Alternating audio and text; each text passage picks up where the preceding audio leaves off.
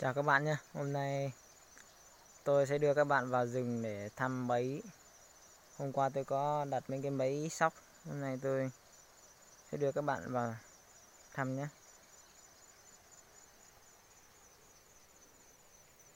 Đây dụng cụ tôi mang theo là bao gồm một con dao, một chiếc ná cao su và một chiếc dây cước này. Cái chiếc dây cước này thì mình mang theo, mình đã làm sẵn cái thòng rồi. Để lỡ khi nào mình gặp con rắn ở trên cao á, thì mình cột một đầu vào cái cây rồi mình để cái thòng này mình sẽ giật con rắn về. Còn cái ná thì mang theo để phòng khi thấy con cú mèo á, với con chim thì mình bắn thôi. Ở chỗ này hay có cú mèo lắm. Đây vườn keo của mình.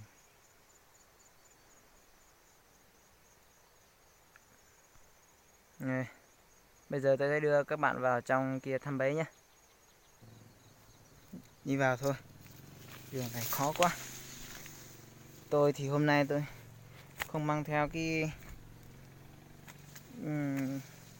cây chống rung, bởi vì tôi vào rừng mà. Nên nếu có rung quá thì các bạn thông cảm nhé. Dừng chân xíu đây. Nhìn cảnh đẹp chưa? Các bạn nhìn cảnh đẹp không? Đây ruộng của mình á. Tút bên kia cái đồi xanh xanh kia là dưới chân đồi đó là có ngôi làng nhé. Bên đồi xanh xanh kia. Bên có đám mây á. Đường khó quá. Hôm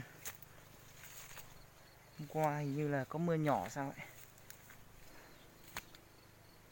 Hôm qua tôi có đặt một cái bẫy lồng ở ngay đây.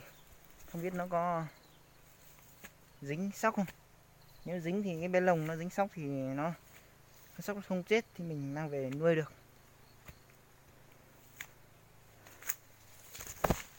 Đây các bạn. Không dính rồi. Cái này thì không hiệu quả rồi, không dính rồi. Cái này mình bẫy cái lồng sắt này, nếu khi nào dính thì nó ở trong này nó không bị thương thì mang về nuôi chơi con sóc á. Trong kia còn nữa. Đi vào trong kia. Đây các bạn. Mình sẽ đào một củ sắn. Mình đào một củ sắn để phòng khi cái bẫy nó dính con sóc, con chuột gì đó để nó bị hư cái sắn ra thì mình thay lại. Trong kia thì mình đặt toàn bẫy sắt nữa. Ngoài này mình đặt mỗi cái bẫy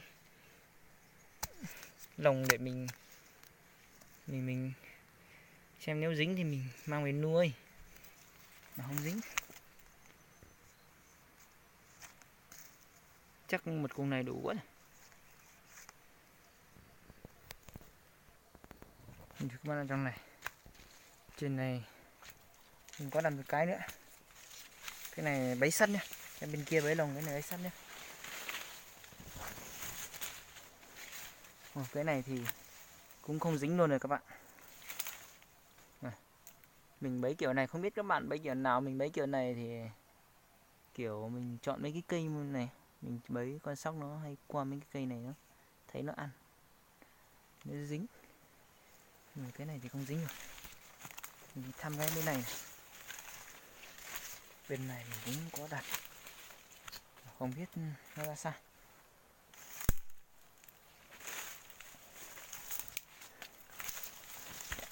Các bạn ạ, cái chỗ này thì đi thì phải từ từ thôi, có gai lắm.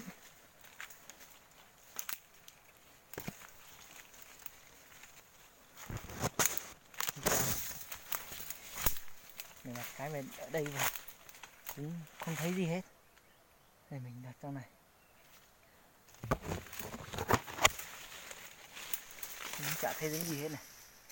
Mình sẽ không thu nhé. Đây đó, mình sẽ không thu, mình để đây để lát trưa mình lại lên thăm tiếp xem có dính con sóc không. Nãy giờ mình mấy cái nhỉ, 2 cái rồi nhỉ, cả cái lồng là 3 cái nhỉ. Trên này còn cái nữa. Tưởng khó quá. Chừa mấy cái này thì thấy rung lắm. Vâng. Trong này thì xem có dính không nhá. Ôi các bạn, là dính một con sóc các bạn ạ. Dính một con sóc. Ủa con này vừa dính nữa, nó còn sống này. Thấy chưa? Nó chưa chết hẳn à. Chưa chết hẳn đâu con này. Trời, nó giấy này, nhìn nó giấy này. Nó giấy chỗ này này. Như có ai lên quét ạ. Trời ơi. Con này chắc vừa dính. Này, nó còn sống ạ. Chưa chết hẳn đâu.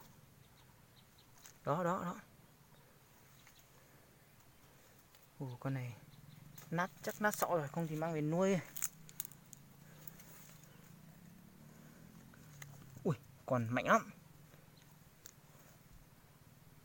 Ủa, mắt của nó bị hư rồi các bạn ạ, không nuôi được. Con này là nó chỉ có chết đi thôi. Mình sẽ lấy nó ra để mình đặt lại cái bẫy ở đây, để trưa bên đến thăm nên có dính cái nào nữa không. Các bạn, mình sẽ lấy con sóc ra. Nó đang sống. Ui, ui, dây mạnh lắm. Chắc mình phải chết đi thôi. Ui, nhìn này, đã không? Sóc đẹp không? Tiếc là mình đến hơi muộn nên nó bị hư hết mắt, chết rồi. Gần chết rồi. Cái này thì nó chỉ có chết được, không thể sống nổi. Cằm nát hết rồi. Mắt nát hết luôn. Vỡ hết mắt rồi. Ồ, đây là một con đực nha các bạn. Đây. Đây là một con đực. Đó. Con này là con sóc đực nha. Đây, hai dái đó, to. To bự luôn. Thôi mình bóp chết. Gì nó cũng sẽ chết mà, nên mình sẽ cho nó chết đi.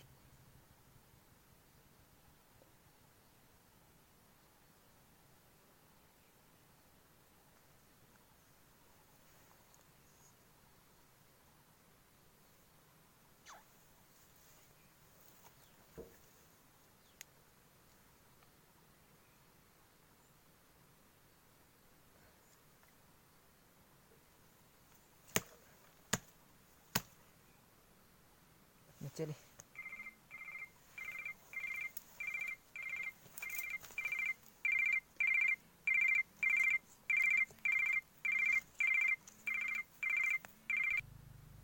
Xong rồi các bạn, nó chết rồi, mình đập nó chết rồi. Mình sẽ lấy củ sắn hồi nãy mình đào á, mình sẽ bóc ra, mình đặt bẫy tiếp. Mình đặt bẫy tiếp để xem lát trưa mình xem có nó có dính thêm con nào không.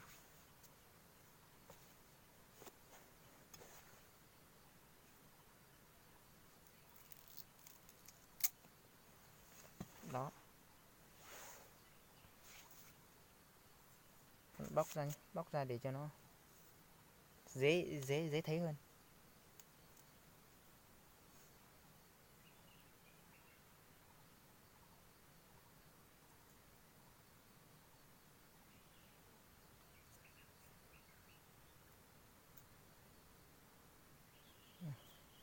Đó. Mình sẽ đặt chỗ cũ, chỗ hôm qua.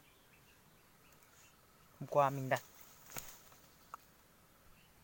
Mình cho các bạn xem này, hôm qua nó lên đây nó ăn con đào củ mì, củ sắn này ăn này. Đó. Nhìn này, nó đào đây. Mình sẽ đặt bẫy ở đây. Mình đặt bẫy chỗ này nhé. Mình đặt bẫy chỗ này, chắc ngay cạnh này thôi. Đó.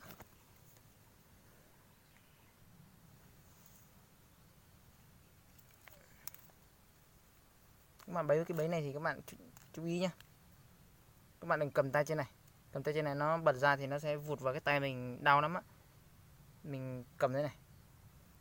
Tay này của mình á, mình cầm dưới này lên nhé. Cầm dưới này lên. Lỡ khi nào mà mình đang kiểu mình đang bẫy này á, mà nó bị trượt một phát á. Đó, thì nó sẽ không dính mình, nó sẽ không bị trúng mình. Bay mất củ sắn.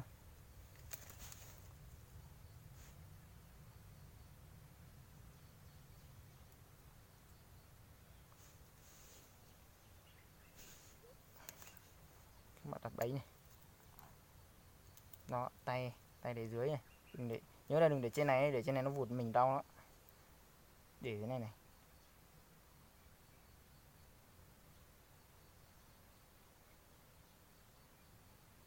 Các bạn phải rất cẩn thận nha, làm mấy cái này nguy hiểm lắm. Đó, mình đặt đây, mình sẽ đặt đây.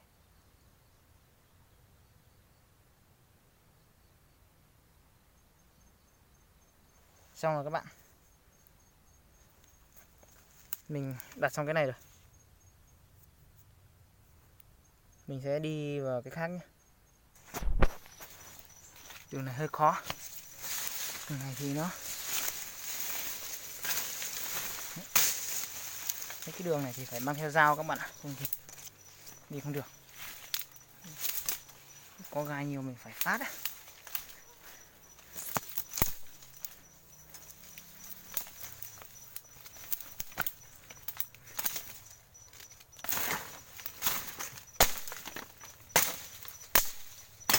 Đó. Chặt hết những cái vướng đường đi. Tới nơi rồi các bạn ạ.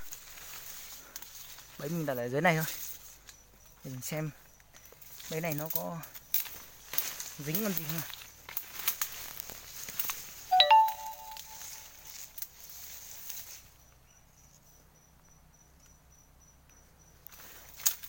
Ôi, dính một con sóc nữa các bạn ạ, nhưng mà nó chết rồi.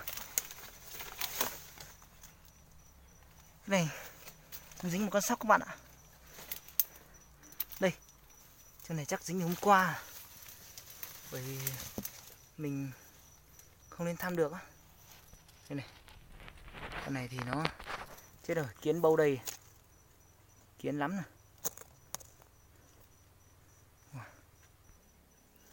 Rồi các bạn, mình sẽ lấy ra nhá.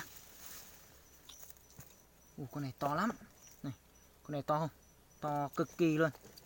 Con này là sướng lắm rồi, nhưng mà tại hôm qua mình không nên thăm được nên hôm nay mình mới lên thăm thì chết rồi. Không, con này chắc là sáng nay dính sớm ạ, không phải ngày hôm qua đâu. Người nó vẫn còn nóng nóng mà, nhưng mà nó chết rồi. Con này to này. Đó, con này hình như to hơn con đấy. Sóc đẹp luôn. Con này cũng là một con đực các bạn ạ. Con đực luôn. Mình sẽ đặt lại cái bẫy để chú cũ. Lát trưa mình rảnh mình đến thăm.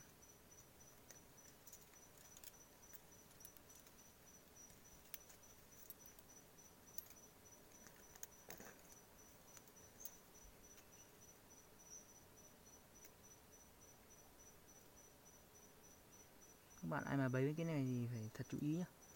Không là dính vào ngón tay là đau lắm ấy.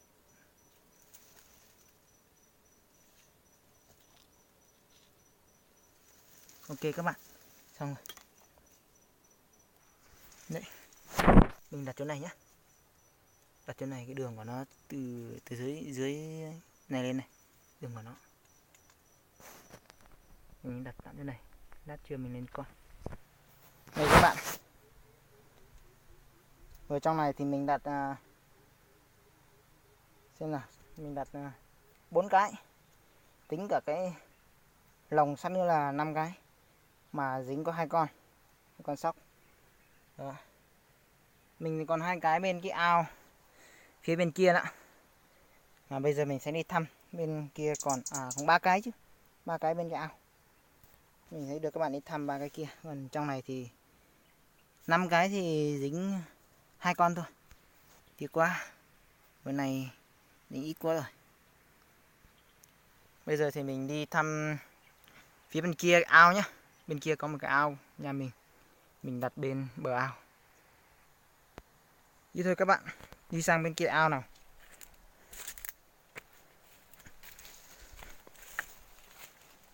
Cảnh đẹp quá nhỉ. Dừng chân tí. Cảnh đẹp quá.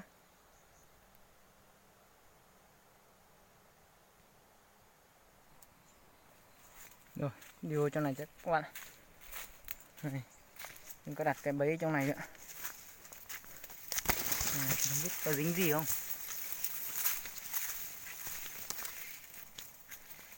Để coi cái trong này thì nó dính gì không nhá. Ồ, cái trong này thì nó không có dính gì rồi các bạn. Tút trong kia. Rồi, mình đưa các bạn xem cái này như vậy.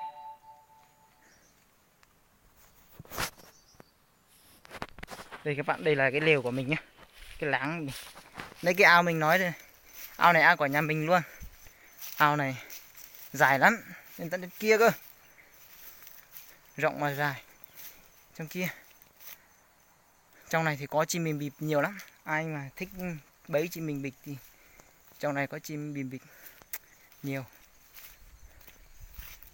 Trên này mình có đặt mấy cái nữa. 2 cái. Đi vô trong này xem cái trong này.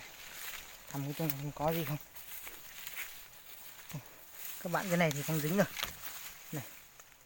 Cái này thì không dính. Hôm qua mình thấy con không biết con chuột hay con sóc nhé, nó lên là nó bóc mấy cái này ăn này. Đó. Đó, nó bóc mấy cái này. Trắng trắng này á, nó bóc á. Mấy con chuột hay con sóc nó bóc. Mình đặt cái bẫy đây. Không dính. Mình sẽ qua thăm cái bên này. Bên này trong bụi keo. Đó. Bên bụi keo rồi. Đấy, keo của chú mình. To rồi. Sẽ đi vào thăm xem có dính cái gì không. Này. Hôm qua mình đã đặt trên này. Ủa sao không thấy được các bạn? Hôm qua mình đặt trên này mà. Sao không thấy? À đây dính rồi các bạn.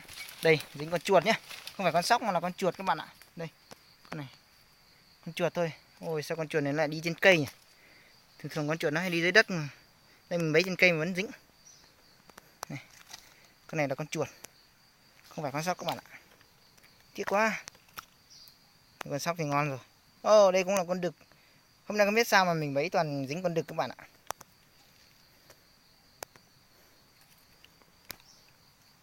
Ok, mình sẽ lấy con này ra. Mình sẽ lấy con này ra mà mình đặt lại bẫy tiếp nhá. Con này từ hôm tối qua rồi đấy. Con này tối qua dính rồi.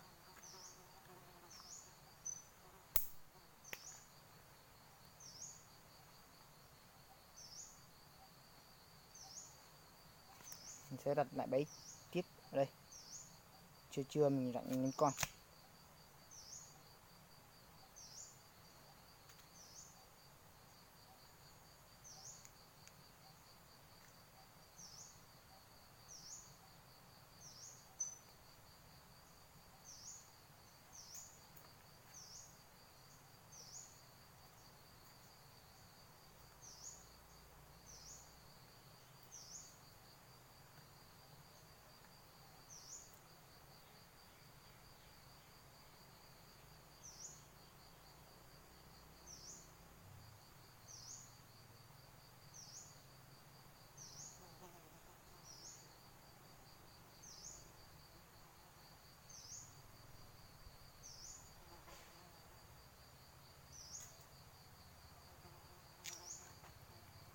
Xong các bạn.